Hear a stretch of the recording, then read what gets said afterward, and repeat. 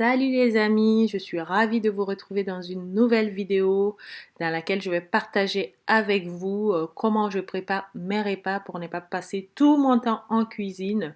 Comme vous le savez maintenant, les enfants sont avec nous, donc pour passer plus de temps avec ma fille, je préfère préparer mes repas à l'avance, surtout mes plats africains.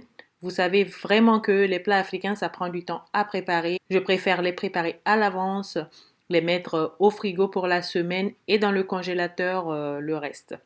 Bon, pour commencer tout, je sors toujours tout ce qui est condiments, tout ce que j'ai à éplucher, comme ça va me faciliter la tâche.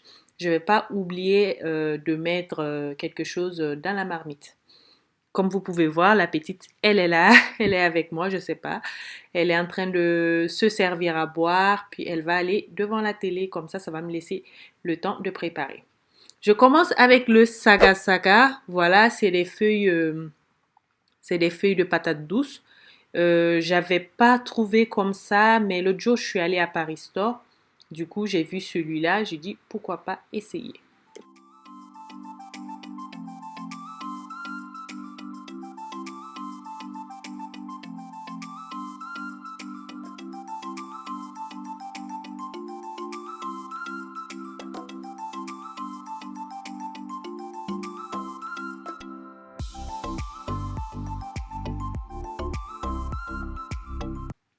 Comme vous pouvez voir, j'ai sorti tous les condiments et je vais venir ensuite faire dorer les découpes de poulet que je vais utiliser dans deux de mes recettes.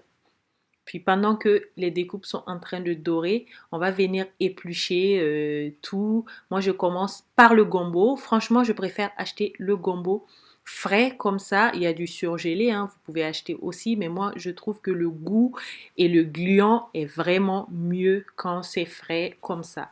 Donc, je coupe mes gombos. En même temps, je ferme aussi le poulet qui est en train de dorer pour ne pas que l'huile gicle partout.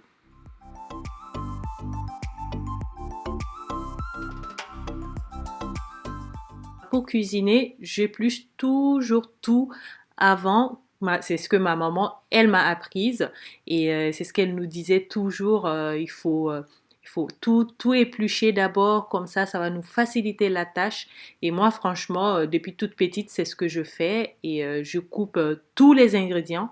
Et après, j'ai tout, je n'ai juste après qu'à mettre la marmite et de mettre tout dedans. C'est simple, c'est facile et c'est pratique. Et on va pas mettre des trucs partout dans la cuisine. La cuisine, elle sera vide, elle sera clean et voilà.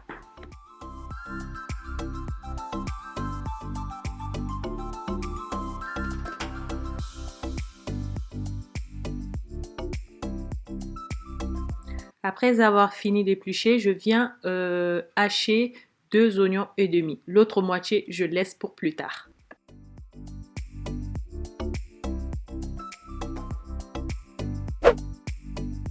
Alors aujourd'hui, je vais partager avec vous 3 sauces. Et pour la casserole verte, je mets de l'huile de palme. Et pour la noire, je viens mettre un peu d'huile d'olive. Je mets les deux d'abord parce que les deux ont les mêmes ingrédients au début. Il y a plusieurs façons de cuisiner, hein. Chacun fait comme il veut. Il y en a qui mettent de l'eau d'abord et il y en a qui font cuire d'abord les ingrédients, puis après on met de l'eau. Et moi, je cuisine comme ça. Bon, j'ai décidé de vous préparer pour la casserole noire, ça sera le soupe kanja. On dit soupe kanja comme ça parce que voilà, ça s'appelle comme ça.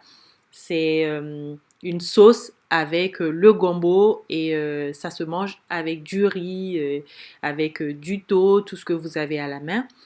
Et la casserole verte, ça sera le saga saga. Le saga saga, c'est la sauce feuille. C'est avec les feuilles de patates douces et l'épinard. Du coup, j'ai déjà mis dans les deux marmites la tomate concentrée, l'oignon et j'ai fait revenir quelques minutes. Et pour le verre, j'ai ajouté les tomates coupées. Et maintenant, je viens mettre du sel, de l'eau et je laisse cuire, on va dire 5 minutes.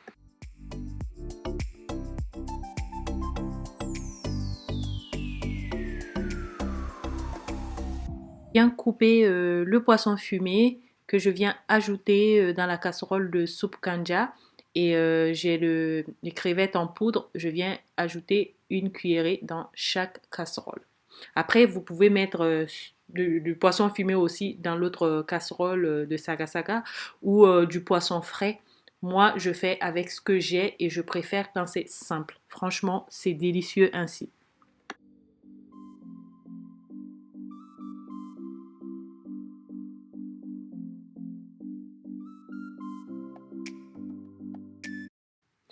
Je viens ajouter le gombo et l'aubergine, puis j'en garde un peu quand même, on va dire l'équivalent de 5 à 6 gombo pour l'autre sauce. Et je ferme la marmite. Mais bon, je vous déconseille quand même de fermer parce que si vous oubliez, bon, il n'y aura plus de glands dans votre gombo.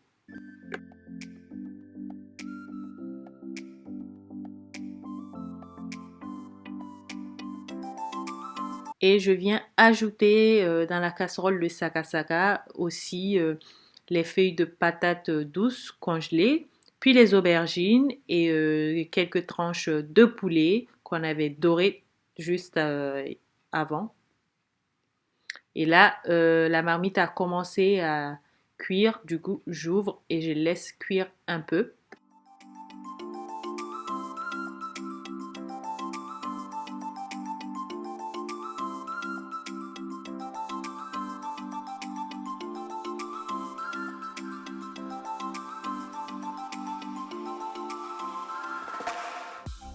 J'en profite pour venir mettre la troisième casserole, ça sera sauce tomate crevette.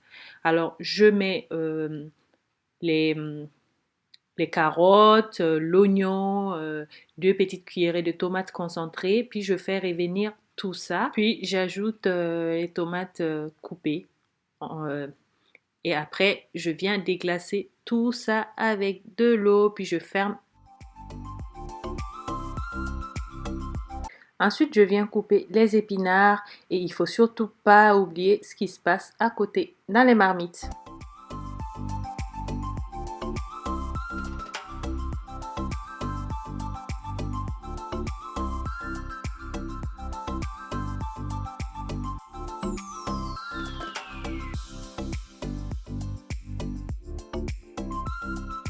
Lorsque j'estime que tout ça est un peu cuit, parce que je mets la carotte plus tôt parce que ça ne cuit pas vite, j'ajoute les pommes de terre et je mets l'eau pour ensuite ajouter le sel, le poivre et un peu de cube magie.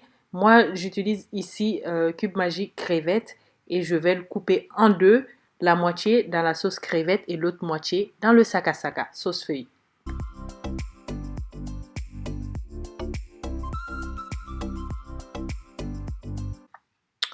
On y met l'ail, les persils que j'ai déjà achetés, congelés et ça me facilite franchement la vie. Je n'ai qu'à sortir et à les mettre dans mes plats. C'est vraiment top quoi. Lorsque mes feuilles de patates douces ont bien cuit, je viens ajouter les épinards. Au fait, j'aime bien ajouter à la fin parce que les épinards, le goût, j'aime beaucoup. Mais là, je suis assez surprise parce que le saga saga, là, leur goût était vraiment fort et je pense que je ne l'achèterai plus, quoi. Franchement, le surgelé, là, ça va pas.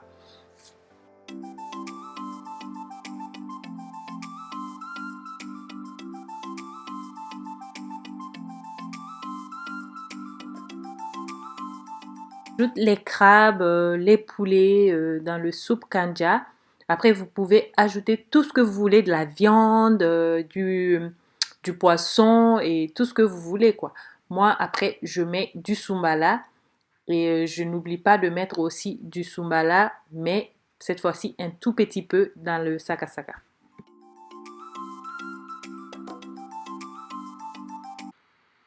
On ajoute ensuite les crevettes, puis j'ajoute l'ail dans le soupe kanja et le sakasaka. Et après, je viens ajouter le gombo que j'avais gardé et l'oignon qui était resté. J'avais coupé l'oignon en dés, je ne sais pas si vous vous rappelez, et c'est là que je viens de mettre à la fin de cuisson. Et aussi, j'ai remarqué que mon huile de palme ne se voyait pas. Donc, j'ai décidé d'en ajouter. Et dans la soupe kanja aussi, il faut mettre de l'huile de palme et surtout, il faut bien attendre que la sauce diminue. Et je viens aussi ajouter un peu de poivron rouge haché.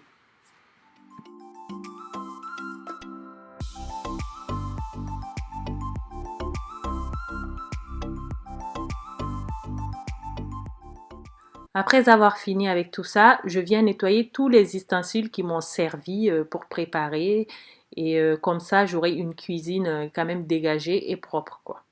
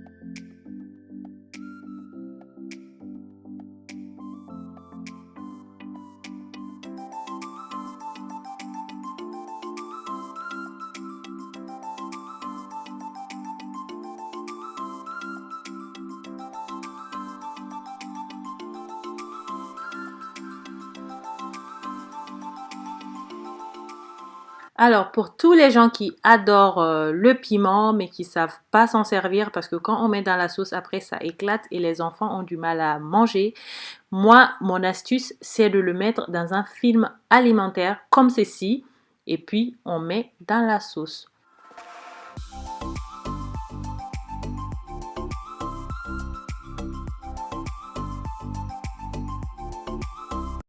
Une fois mes sauces cuites, je les mets dans des plats en verre comme ça, puis j'attends que ça se refroidisse. Puis toutes les sauces qu'on va manger cette semaine, je les mets en portions comme ceci. Puis je les ferme, je les range dans le réfrigérateur. Et les restes, je les mets dans les sacs congélation une fois que c'est bien refroidi, dans les sacs congélation, puis je les pose au congélateur. Je vous assure, ces sauces sont des tueries. Si vous êtes africain ou même il y a des gens qui ne sont pas africains mais ils ont déjà goûté ces plats, c'est magnifique quoi, c'est franchement délicieux.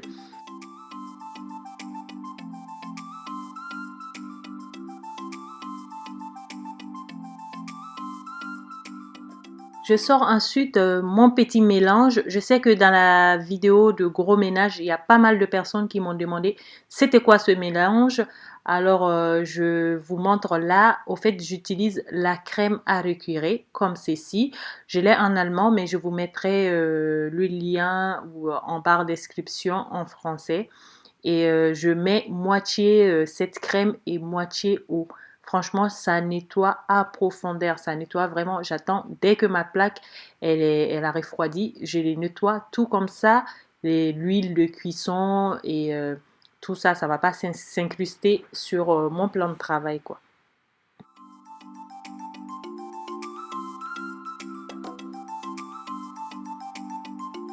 Ensuite, je sors mon cuiseur de riz. J'utilise ce riz basmati. Le nom c'est Tilda. On trouve ça dans les magasins asiatiques. Franchement, je vous dis, ce riz, il est très très bon. Depuis que j'ai commencé à l'utiliser, je n'utilise pas autre chose quoi. Et alors, il y a plein de gens qui me disent qu'ils n'arrivent pas à utiliser le cuiseur de riz parce que leur riz a toujours trop d'eau ou quelque chose du genre. Alors, je vais vous dire, c'est très très simple. Il suffit de prendre un bol ou un récipient, n'importe quel récipient, vous le prenez. Si vous prenez une mesure de riz, vous ajoutez 2 mesures d'eau, c'est-à-dire le même bol. Si vous ajoutez 4 bols de riz, vous ajoutez 8 bols d'eau. C'est tout. Ainsi, vous aurez un riz parfaitement cuit, un riz al dente comme on dit.